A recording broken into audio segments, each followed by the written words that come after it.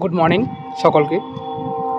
তো ইদানিং WP excise constable ও sub inspector recruitment নিয়ে প্রচুর আলোচনা হয়েছে, কিন্তু এখনও পর্যন্ত রিক্রুটমেন্টের কোনো খবর নেই। কেউ সঠিকভাবে জানেই না যে কখন এক্সাইজ রিক্রুটমেন্ট আসবে।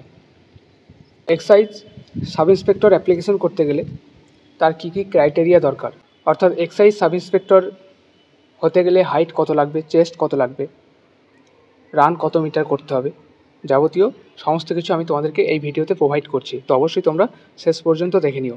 যেটা হলো, এই ভিডিওতে ছেলে ও মেয়ে উভয়ের জন্য এখানে বলা আছে, অর্থাৎ সাব ইন্সপেক্টর পরীক্ষার জন্য সকলেই সুযোগ পাবে, সকলেই আবেদন করতে পারবে যদি তোমাদের ঠিকঠাক ক্রাইটেরিয়া থাকে।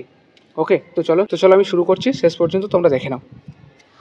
Name of the post: sub inspector of excise, West Bengal police department.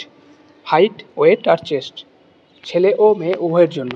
ওকে, তো হাইট সেন্টিমিটারে বলা হয়েছে, ওয়েটও সেন্টিমিটারে, চেস্টও সেন্টিমিটারে, অর্থাৎ পরীক্ষার সময় তোমাদের সমস্ত কিছু সেন্টিমিটারে মাপা হয়।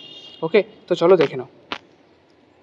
তো sub inspector of excise West Bengal, candidate of all categories except Gorkhas, Rajbanshi and schedule tribes.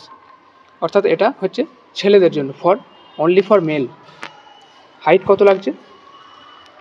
167 centimetre, wait লাগছে 56 কিলো, চেস্ট লাগছে 79 centimetre, with a minimum expansion of 5 centimetre. অর্থাৎ তোমাদের মিনিমাম চেস্ট লাগবে 79 সেন্টিমিটার, তারপর ফুলিয়ে 5 সেন্টিমিটার। ওকে, এটা হচ্ছে ছেলেদের জন্য শুধুমাত্র জেনারেল ক্যাটাগরিজ, অর্থাৎ গোর্খা, রাজবংশী, শিডিউল ট্রাইব বাদ দিয়ে। এরপর যাচ্ছি, দেখো ছেলেদের জন্য গোর্খাস, রাজবংশী আর শিডিউল ট্রাইবদের জন্য। অর্থাৎ কী বললাম, এটা হচ্ছে ছেলেদের জন্য গোর্খা, রাজবংশী আর শিডিউল ট্রাইব। ওকে, তো এদের হাইট, ওয়েট, চেস্ট সমস্ত কিছুতেই ছাড় রয়েছে, রিল্যাক্সেশন রয়েছে। তো এদের হাইট হচ্ছে 160 সেন্টিমিটার, ওয়েট হচ্ছে 52 কিলো, চেস্ট হচ্ছে 76 সেন্টিমিটার এবং এর সাথে 5 সেন্টিমিটার ফোলাতে হবে। এরপর চলো lady sub inspector of excise, অর্থাৎ এবার হচ্ছে মেয়েদের জন্য। ঠিক আছে, এবার সেই সমস্ত মেয়েদের জন্য শুধুমাত্র গোর্খা, রাজবংশী আর শিডিউল ট্রাইব বাদ দিয়ে, পরে আমি তাদের জন্য বলছি। তো লেডি সাব ইন্সপেক্টরদের জন্য হাইট কী লাগছে? 160 সেন্টিমিটার, ওয়েট লাগছে 48 কেজি। ওকে, এবার আসছি lady sub inspector of Gorkhas, Rajbanshi এবং শিডিউল ট্রাইবদের জন্য।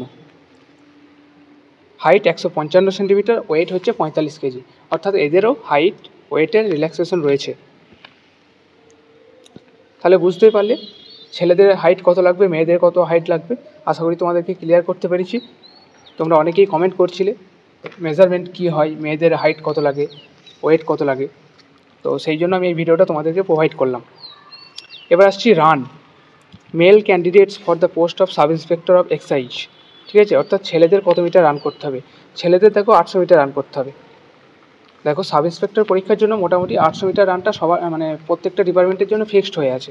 ঠিক আছে, WPSI, KPSI plus excise SI 800 metre run করতে হবে 3 মিনিটে। ঠিক আছে, 800 মিটার রান করতে হবে 3 মিনিটে। সেম ক্যাটাগরি রয়েছে, সেম ক্রাইটেরিয়া রয়েছে, যেটা ডব্লিউপিএসআইয়ের ক্ষেত্রেও হচ্ছে, কেপিএসআইয়ের ক্ষেত্রেও হচ্ছে। এবার যাচ্ছি দেখো ফিমেল ক্যান্ডিডেট জন্য। Female candidate for the post of lady sub inspector of excise কত মিটার রান করতে হবে? ফিমেলদের জন্য 400 মিটার রান করতে হবে 2 মিনিটে। এটাও সেমই রয়েছে। ঠিক আছে, তো এখানে একটা কথা বলে রাখি যে তোমরা একটু যদি ভালোভাবে প্র্যাকটিস করো তাহলে তোমরা যে কোনো পরীক্ষার মাঠ তোমরা পাস করতে পারবে। ঠিক আছে, তার কারণ এখন এই যে 800 মিটার রান 3 মিনিটে, 400 মিটার রান 2 মিনিটে, তো সময়টা বেশ ভালোই দেওয়া আছে। তোমরা একটু ভালোভাবে প্র্যাকটিস করলে তোমরা খুব ইজিলি কমপ্লিট করতে পারবে। ঠিক আছে, এবার আমাদেরকে একটা কথা বলে দিই যে এক্সাম প্রসেস, কতগুলো এক্সাম হবে। দেখো প্রথমেই রয়েছে প্রিলিমিনারি টেস্ট, যেটা আগে ছিল না, এখন অলরেডি প্রায় চালু হয়ে গেছে। ডব্লিউপিএসআই ক্ষেত্রেও হলো, কেপিএসআই ক্ষেত্রেও হলো, তো আশা করছি এক্সাইজ এসআই ক্ষেত্রেও প্রিলিমিনারি হবে। তো নাম্বার 1 কী হলো? প্রিলিমিনারি পাস করলে তোমাদের হবে নাম্বার 2 ফিজিক্যাল মেজারমেন্ট টেস্ট। তো তোমরা যদি ফিজিক্যালি ফিট থাকো তাহলে অবশ্যই তোমরা ফিজিক্যাল এফিসিয়েন্সি টেস্ট কোয়ালিফাই করবে, অর্থাৎ তোমরা রান করতে পারবে। নাম্বার 3 তো তারপরে তোমরা মাঠ কমপ্লিট করার পর তোমরা নাম্বার 4 অর্থাৎ ফাইনাল এক্সামের জন্য তোমরা এলিজিবল হবে। ঠিক আছে, ফাইনাল এক্সাম পাস করার পর ইন্টারভিউ।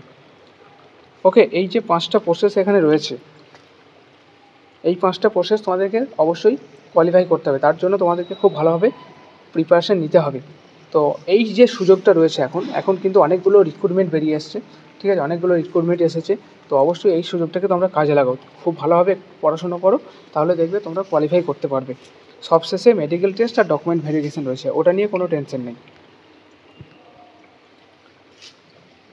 আর মেডিকেল টেস্ট আর ডকুমেন্ট ভেরিফিকেশনে কী হয়, কীভাবে মেডিকেল টেস্ট হয়, কী ডকুমেন্ট ভেরিফিকেশন করতে হয়, এই সমস্ত ডিটেলসে ভিডিও দেওয়া আছে। তো অবশ্যই তোমরা প্লেলিস্টে গিয়ে দেখে নেবে। ওকে, এজ লিমিটটা তোমাদেরকে আগেই বলা দরকার ছিল, আমি সেটা শেষে বলছি। তো মিনিমাম এজ লাগবে 18 বছর, ম্যাক্সিমাম এজ লাগবে 27 বছর। এজ রিল্যাক্সেশন রয়েছে যারা কাস্ট ক্যাটেগরিতে রয়েছে। ঠিক আছে, ওবিসিদের জন্য 3 বছরের ছাড় পাবে, এসসি এসটিরা 5 বছরের ছাড় পাবে।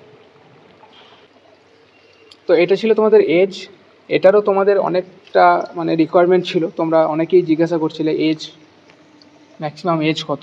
আর এখন যে একটা এজের ক্রাইটেরিয়াটা যেটা বেড়েছে, 30 বছর হয়েছে, যেটা ডব্লিউপি কনস্টেবল বলো বা এদের এই ক্ষেত্রে যে 30 বছরের ব্যাপারটা, এটা নিয়ে এখনও কিন্তু আমি সঠিকভাবে জানি না। ঠিক আছে, তো যেহেতু এটাও একটা পুলিশ ডিপার্টমেন্টই, ঠিক আছে, তো সেই হিসেবে যদি 30 বছর পর্যন্ত বৃদ্ধি পায়,